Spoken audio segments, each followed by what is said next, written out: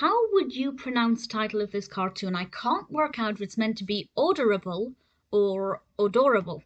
I'm gonna go with the former, but I'm not entirely sure, so please feel free to let me know how you'd pronounce it, or indeed if you've ever heard of any of the people behind it pronouncing it. This is a Chuck Jones cartoon, released in 1945, and the story is by Michael Maltese and Ted Pierce, and this is actually the first appearance of Pepe le Pew. I'm not the biggest fan of Pepe le Pew. I don't dislike the character, but very few of his cartoons appeal to me because I find they're very similar. And yeah, a lot of them are very similar, like, Bugs Bunny and Elmer Fudd often have a very similar setup, but I feel like, with a few exceptions, a lot of his cartoons are repetitive. This one, it's not fair to judge it because of that, since it is the first one, but it is very similar, with Pepe le Pew finding a cat that looks like a skunk and trying to woo and romance this cat. The cat itself is actually a ginger cat, ginger and grey or ginger and white, and it decides to disguise itself as a skunk because it's sick of people treating it badly. Because, some people treat cats badly, whereas people will be very wary of skunks.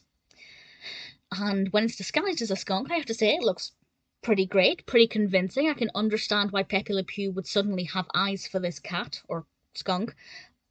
And after that, he does what he can to try and get this cat. And this cat obviously doesn't want this because it is a cat. And the usual pattern follows. And I don't think anything interesting happened, to be honest. It's worth pointing out that Pepe le Pew's name isn't actually Pepe le Pew here. And I was also going to comment that I don't think his character's as interesting here either as it is in later cartoons. But again, with it being the first one, that's kind of understandable. When we look back at original Daffy Duck or Bugs Bunny cartoons, they are seriously different.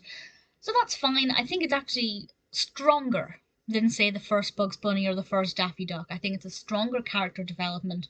He doesn't stray too far from the character that we see here. It's very well animated, of course, and there is another character that appears at some point, but I won't spoil it by saying who. I didn't dislike it, but I didn't love it. It's not my favourite. Not my favourite Pepe le Pew either. But if you're a fan of Pepe le Pew, it's definitely worth watching. But even just out of, curiosity to see what the character was like in his first appearance, as I said, not massively different compared to some characters' first appearances, I'd say it's worth a watch at least once.